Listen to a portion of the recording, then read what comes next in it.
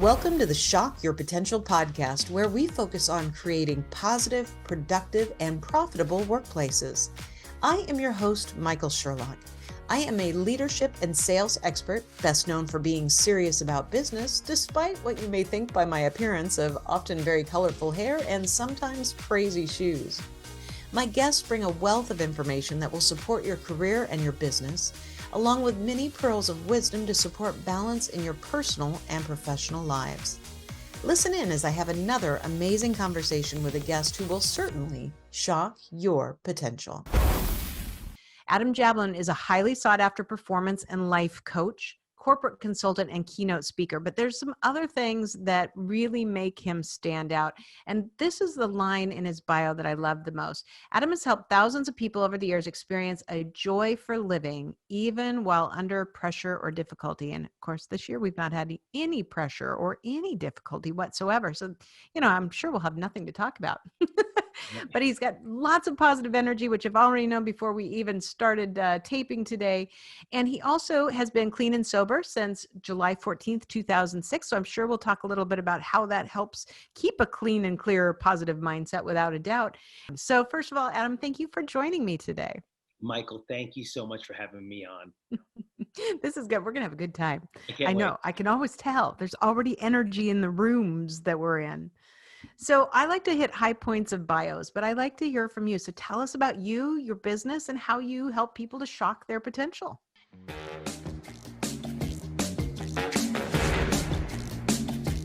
I am an author. I could actually say I am a #1 best-selling author now, and it's just that 100% ego. There's no need to say it. And I'm a life coach. I'm a speaker. I'm a business consultant. But really, the most important is that I'm human. And that's where I really get to help my clients. I show them how flawed I am. I feel like there's grace in my mistakes. There's power in my imperfections. And I'm the kind of coach where I'm really not a surface guy. So I don't take myself seriously at all. Right? As you can tell, neither do I. Right. I don't take myself seriously at all, but I take my spirituality dead serious. I take it as if my life depends on it, because it does. Yeah.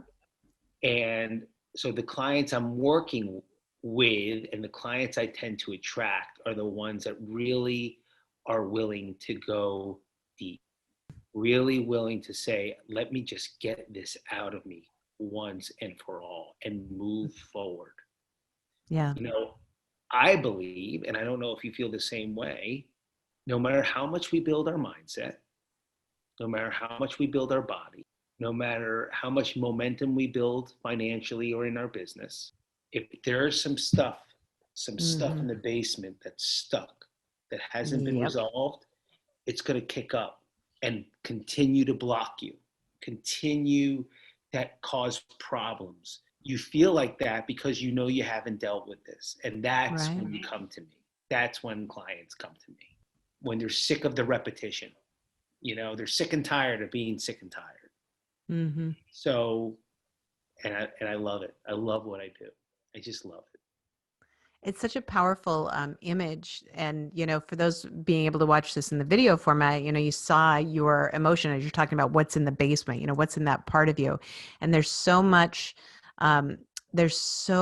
depth to that. You're absolutely right. I talk about shocking people's potential, and I usually mean it by, sometimes you just need that kick, that part, somebody else or something that just kicks you enough in the butt that finally you say, hey, well, I'm going to quit talking about it. I'm going to go get it.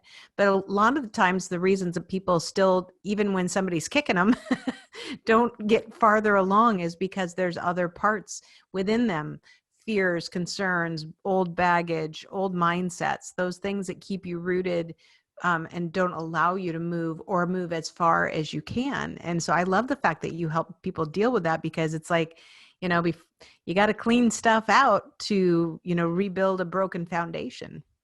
Yeah. Ooh, hey, that was Michael, That was You profound. like that? Take that. But you said it, so you own it. But unshakable foundation. I love it. And I let my clients know all of my mistakes, Mm-hmm. all of them. And it builds, well, it's healthy. Yeah, A, absolutely. I'm not on a pedestal now, right? Yep. So now I'm not up here looking down on them. I'm down the road. I'm 3 or 4 miles down the road and we're even. We're equal playing field. And I'm letting them know where the landmines are. I'm letting Mm-hmm. them know where the ditches are. I'm letting them know where to make a left, where to make a right. And since I'm not on a pedestal, I have nothing to live up to. I have no fake Superman, aura. And also sharing my mistakes and sharing where my demons were makes them so open with me, Mm-hmm. to be able for someone to go, oh, you did that? Oh, well, I'm just, yeah.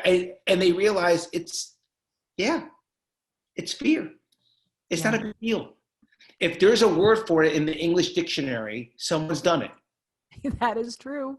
That is right? true, or else it would not exist. Exactly. And Right. there's probably some new things that are going to get added to it for all of us. Exactly.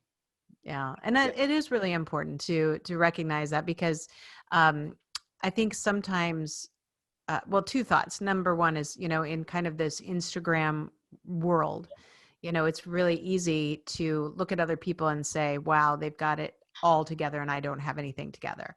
Um, Second thing is sometimes I interview people on my podcast and I'm like, oh my gosh, that's so much what I want to achieve. Why haven't I achieved that yet? And then I have to remind myself I'm at a different place than somebody else. So, it's all a journey. And that's part of what I love about the podcast. I get to learn from people. But when you said you were talking about sharing, kind of the grace in your mistakes and the power in your imperfection. Long ago when I was managing a really large sales team. So I had like 30 plus direct managers who reported to me. And then we had a total responsibility for about 500 people.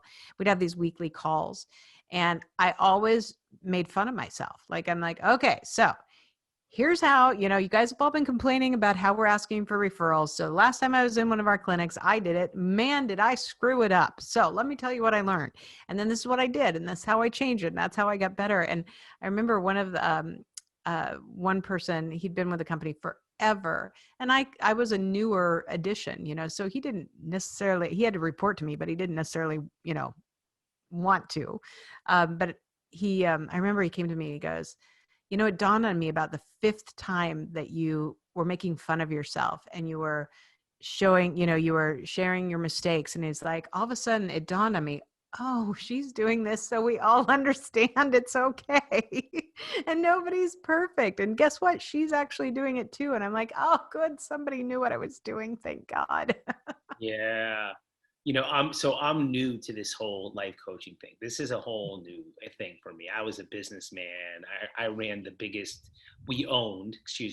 ran the biggest lace company, like Victoria's Secrets, and I was in the Ah, fashion and garment district. So this whole thing is new to me. I wasn't dipping my toe or anything. And I remember being on Netflix, seeing that Tony Robbins had a movie and the name of it was "I'm Not Your Guru." oh, And yeah, yeah, yeah. I was like, dude, good for him. Hmm. Like, good for him. I don't want to be looked at like that either. Yeah, You know, exactly. I don't know if he does that. I don't know if he comes on stage and tells people his mistakes and his flaws, but I would do it any day of the week. Yeah, absolutely. He does actually. For the first time ever, I actually was doing a couple different virtual events by him in the last few months, and that is really it. I mean, he tells his story. He goes, "Look, I may be worth a lot of money now, but let me tell you how I started. And let me tell you how I had to take the bus, and I had to take 2 buses to get to this, job where I was, being a janitor in a building at night." And as he tells the story, it's really compelling, and you're like, "Oh, you really see yourself in him." Yeah. And understand that where he is today has to do with his drive and what he's learned from himself, but it had nothing to do with just turning on a magic switch and all of a sudden, he's world renowned. Yeah, I gotta read more of his stuff and listen to him more, especially now that I'm in this field. From what I understand, he's like the godfather of it. But just the title itself made me go, I like him. Mm-hmm. I like him. See, and my yoga dog that is always showing up and everything, he's my guru. So whenever I, need advice, I say, yoga dog, tell me what to do. Usually he just tells me to breathe. Sounds about right. And when I start talking to yoga dog, that's when you know that it's time for me to take a break because I Yeah, should not talk to statues. I like to make things playful, and I like to make them a game sometimes so people will stay active and participate in it.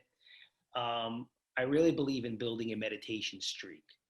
Mm, And I give my friends and my clients permission to just do 1 minute a day, just mm-hmm. one, but get a streak going.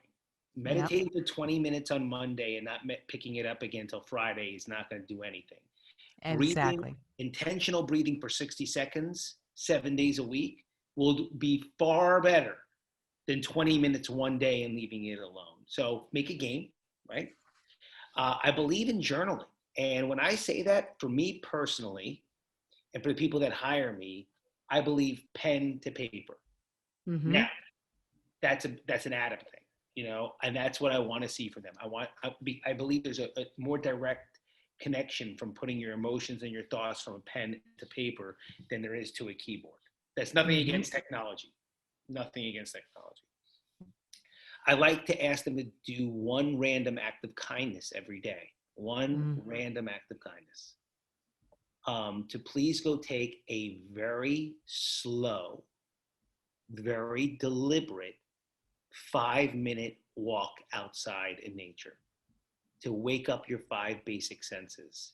Mm-hmm. Every single person I know takes everything for granted.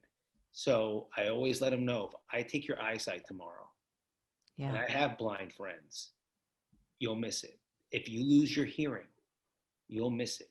If your body goes numb and you're paralyzed, you're going to miss it. So, of course, there's a little bit of gratitude in that. There's no doubt about it. But I want them to see the brown in the trees. I want them to see the green in the leaves. I want them to see the blue or the gray in the sky.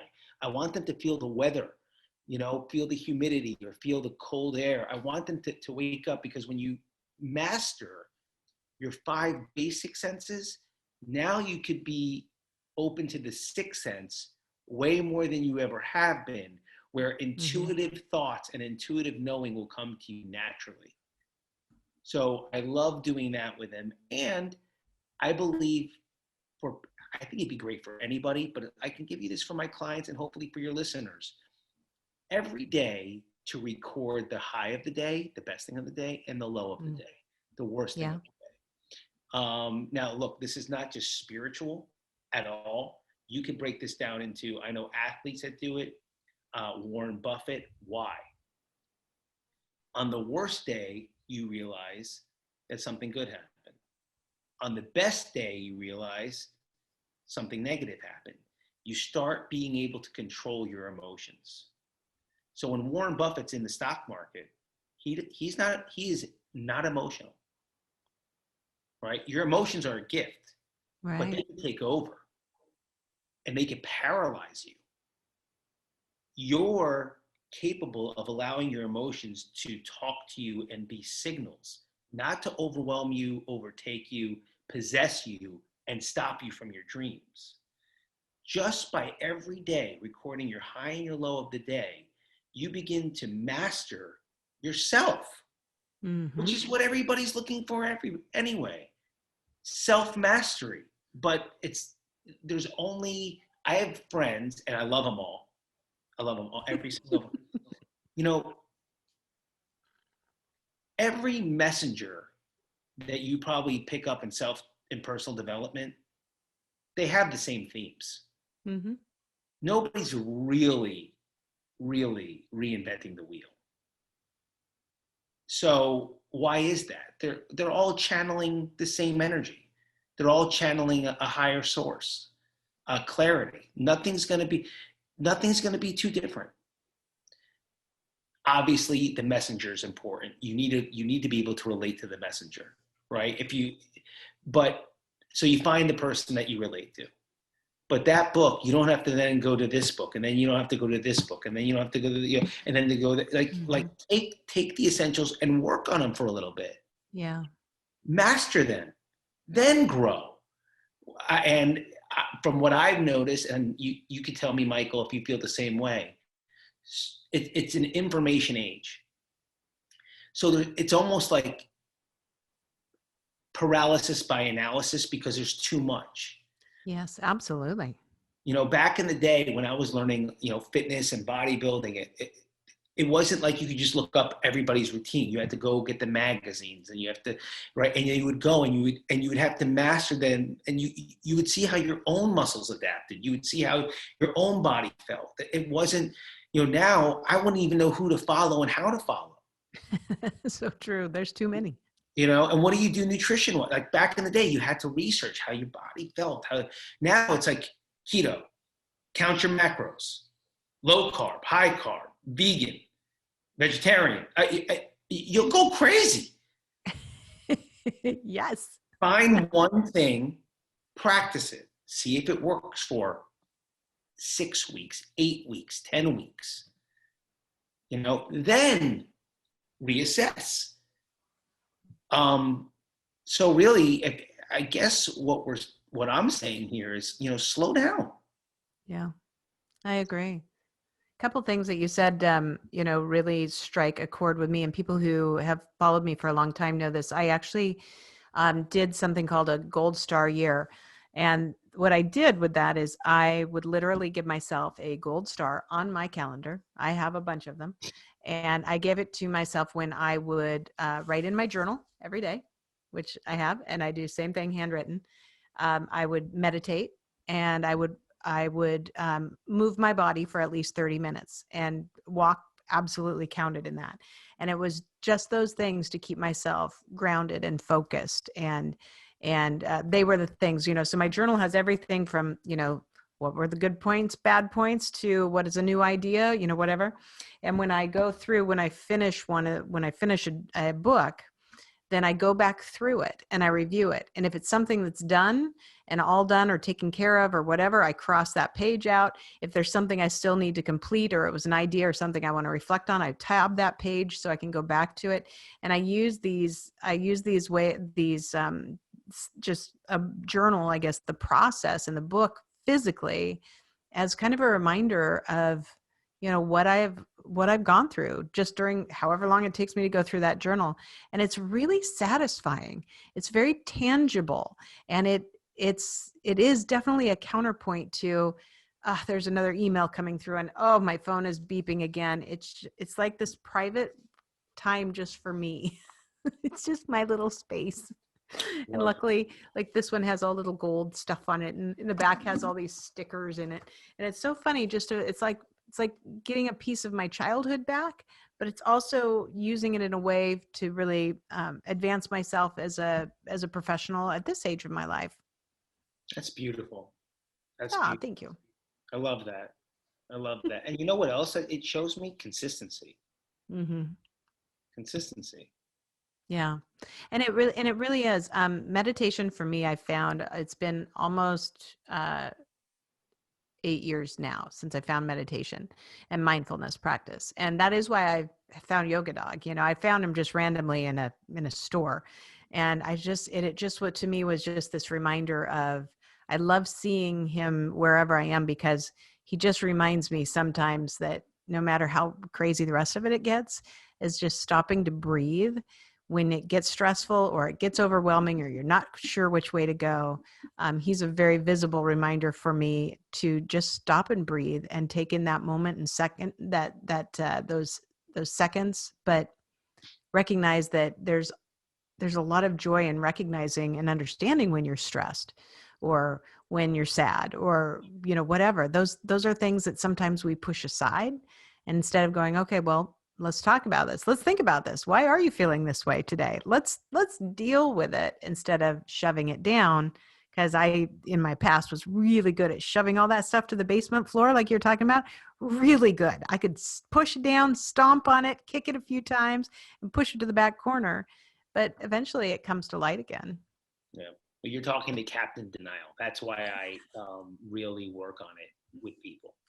Because I'm so, but I love that, by the way, I love that visual cue. I have one too. I have a visual cue. So I have, let's see if you can see it here. Hold on, I'll clear it. I'll clear this. Let me show you real fast. So if you see there, it's Superman Yes. with money behind it. And the reason I did that was it was very difficult for me to understand that it's okay to make money helping people. I was used to making a product, owning a business, running a factory. So that of course you should make a lot of money doing that. But being able to say what I do, I deserve to get paid for. Mm-hmm. I wrestled with that for a little bit. So I had to put a visual cue that's like, yeah, of course I deserve this money. I'm giving my time, my love, my energy. I'm taking notes on my clients. I'm treating them like any doctor would a patient. Yeah. Of course, but for me personally, I don't know if this is a normal thing or not.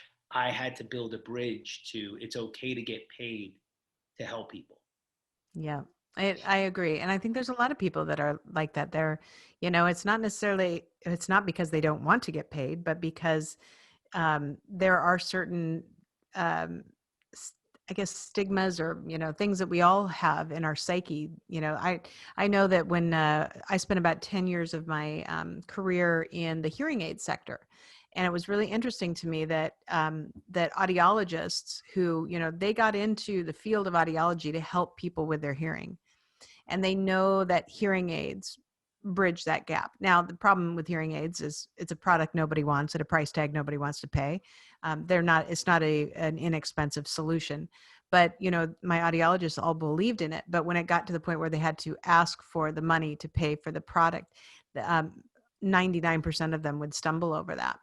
And one day I was working with somebody and I said, if these were free, would you have a easier time giving them away? And she goes, well, no, they shouldn't have them for free. There's a value to them. I said, well, what if they were $100? Well, I don't think that's enough. So, we kind of went through the whole thing because, at that point in time, a good set was between $5,000 and $7,000. And I'm like, so what's the magic point where you'll feel comfortable with the amount? And she looked at, and I already knew where we were going with this, but she said, I guess I just have to be comfortable talking about money. I'm like, ding, ding, ding, ding. Okay, let's work on that. Isn't that great? Yeah. Yeah. And, and I knew that's where she was with it, but until she said it herself, we couldn't get her past it. That's so healthy. That's really good mentoring. That's really, really good. I love your feedback for people, build a meditation streak. It doesn't matter how long. And that's really, I always tell people when they're like, oh yeah, I've tried meditation. It doesn't work for me. I'm like, it's not about whether or not you get an Olympic medal in it. Right. It's just the fact that you try it. That's why it's called a practice, not a perfect. So build a meditation streak. Have with intentional breathing, especially journaling, pen to paper. My firm belief as well. One random act of kindness every day. I love that. A very slow and deliberate 5-minute walk every day to engage all 5 senses so you can open up your 6th. And record the high and the low of the day. I think those are incredible suggestions for people that they can start right now today as soon as they're done listening to this podcast. I'd like to add yours too. Let's add it to the list. 30 minutes of moving their body. There you go. Okay, I'm adding it in there. Yeah. 30 minutes, man. We're co-collaborating here, Exactly. These are essential. Look, it's funny how our world, like everything always feels extreme. Like all of a sudden I saw that there was like a minimalist movement. Like if you do these core things, go enjoy all the material stuff you want. I could care less. Absolutely. You know what I mean? I could care less. God doesn't not like Rolls Royces. God doesn't not like, mopeds. It's not about that. So, but he does care about you. Yeah. The power does care about you. And that's what you and I are talking about. We're talking about intrinsic value. If you want to grow and get better self-esteem, do esteemable acts. Yes. You're not feeling great about yourself. You don't need to hire me. Start doing esteemable acts. When you're done with the grocery cart, walk it back. Yes. If you see somebody with a baby, compliment the baby. Yes. Watch how this comes back to you. Yes. It's so true. It really, really is. I agree with that so much. I love it. God, we could talk forever. Before we get close to the end here, we'll have all your contact information in our show notes, but just in case somebody wants to type you in and look you up right this second, what's the best way for them to find you? Yeah, adamjablin.com. So I used my name as my platform. So adamjablin.com, Instagram at Adam Jablin, Facebook at Adam Jablin. If you look up Adam Jablin, you'll find me. Excellent. Well, before we go, do you have any last words of wisdom or pearls of advice for my listeners and viewers?